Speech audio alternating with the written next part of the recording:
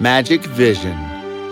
Long, long ago, in the world of Lilliputites, where there was plenty of good fairies who would bless a newborn baby with a gift. This is the story of one such baby, Madith. I am here to give your little one a gift. Ooh! What will it be, dear fairy? Wealth? Or fame? Or power to rule the world? I shall give him something far more important than that. He will have magic vision. Magic Vision sounded like a grand gift indeed, but nobody quite knew what it meant. Maybe he can see magical beings that we can't. Maybe everything he sees will someday turn to gold or stone. Arrgh! Maybe he can see people's faces and know who has been pinching apples from my tree. Oh, what a terrible sound! We should drive that dog away.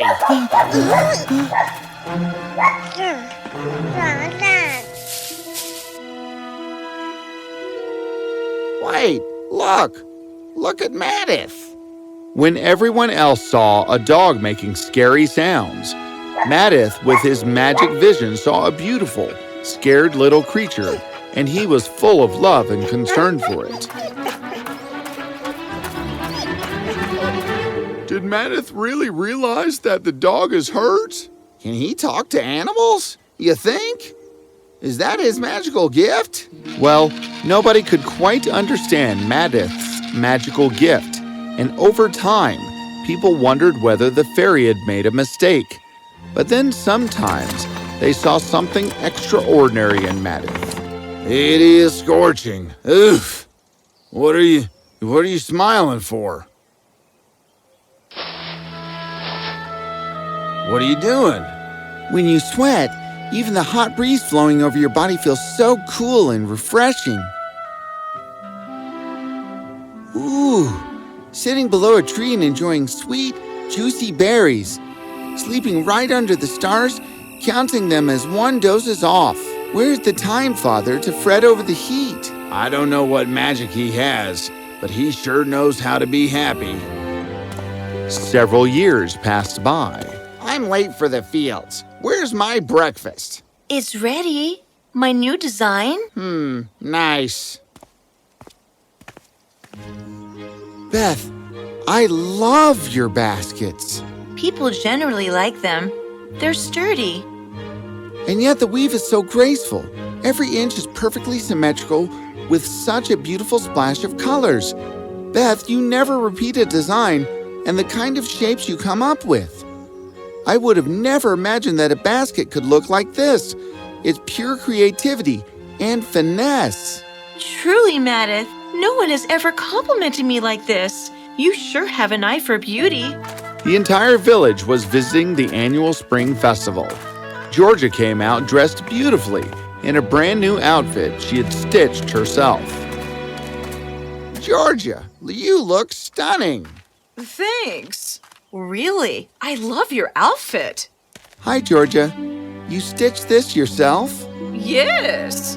How do you imagine such beautiful clothes?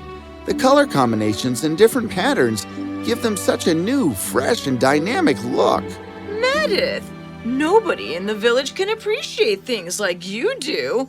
Sometimes I think that is your magic. To be able to see the details and the beauty of the details. 2 years later, the rains in the village failed and all the crop of corn was lost. The villagers were very, very worried.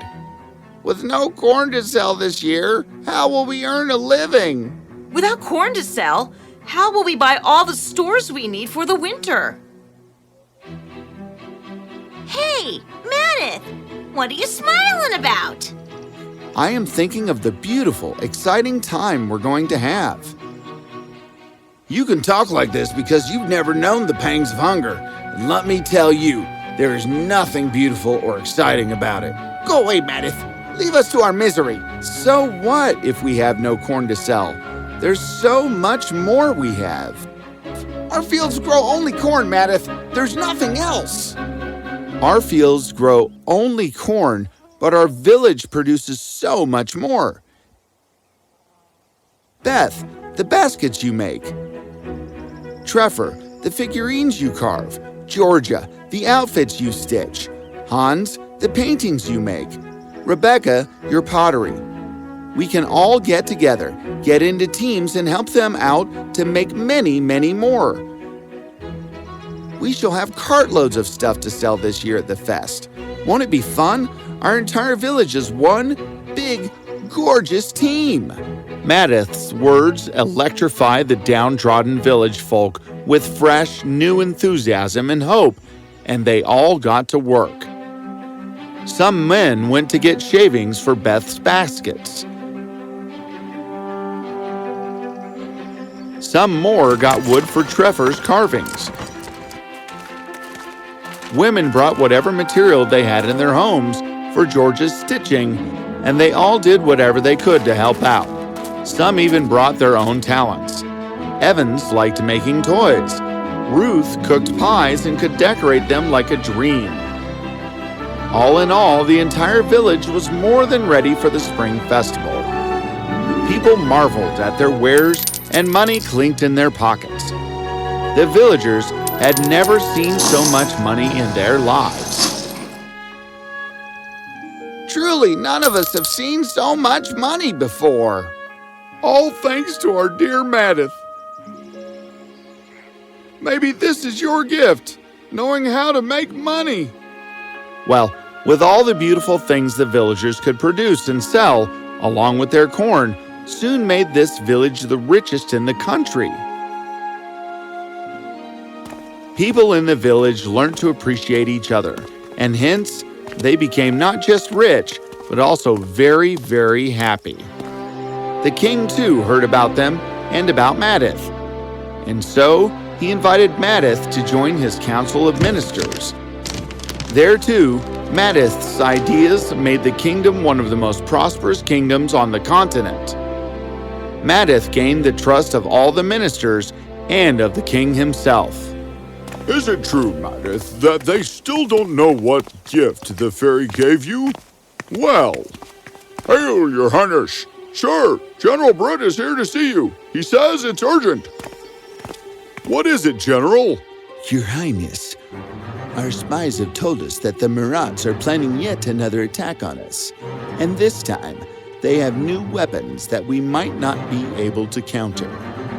We have a far bigger army. Get us information on their weapons and prepare our forces for war. I am tired of them.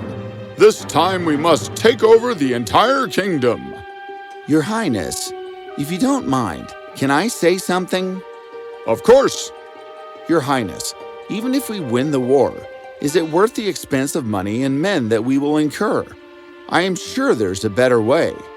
What better way, Madith? They keep attacking us to try and loot our treasury. There's only one way to deal with them, and that is war. Why are they so keen on fighting us, sire? Because they want our money. For what? What else? They're just greedy and jealous. Your Highness, prepare for war if you have to, but just let me visit their land, in disguise, just once. Maybe there's a way out. Please, sire? Well, all right, but you be safe, and I'll give you a week from now. A week will be enough. So Madith went to the kingdom of the Marats. He noticed a very strange thing.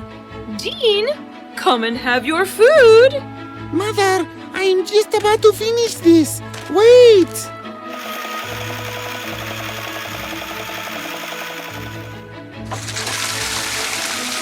Son, this is how we can make it work.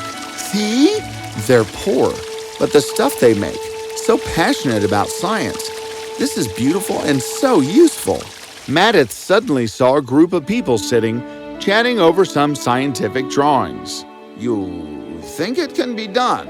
Only if they build those steel propellers. But that will cost so much money. But we will be the only country in the world to have flying chariots. It's worth it. But for the money we will have to fight a war. I wish there was a way of working on our stuff without having to worry about money. Madith smiled, for he had found a solution. He rushed back to his kingdom, and as soon as he got there, he spoke to the king.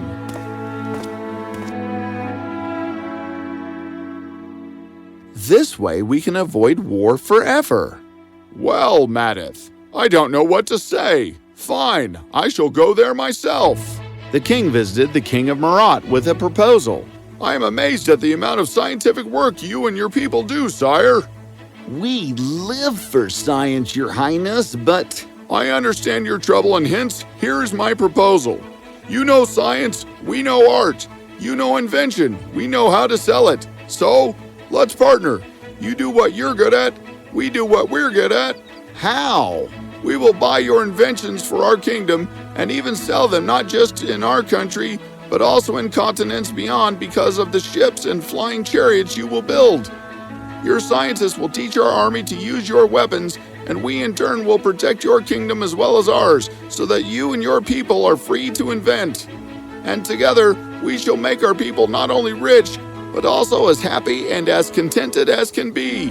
Both the kingdoms prospered and became happy. Madith, you really come up with such beautiful ideas. Maybe that was your gift from the fairy. No, that's not it. Madith, I know all about you. The fairy said she is giving you the magic vision, right? Yes, Your Highness. That is why when everyone was annoyed by a dog, you saw a beautiful creature in need of help. You saw the blessings of shady trees and starlit skies. When people saw adversity when crops failed, you saw the opportunity for a new venture. And when people saw the despair of war, you saw a way of togetherness. You see what no one can, and you see what everyone should. You see goodness and beauty in everything. That's your gift, your magic vision. Madith's vision was magical, not because it was a fairy who gave it to him, but because he never let troubles bog him down, and he always wanted to do what was best for everyone. You too have this magical vision. All you need to do is to use it.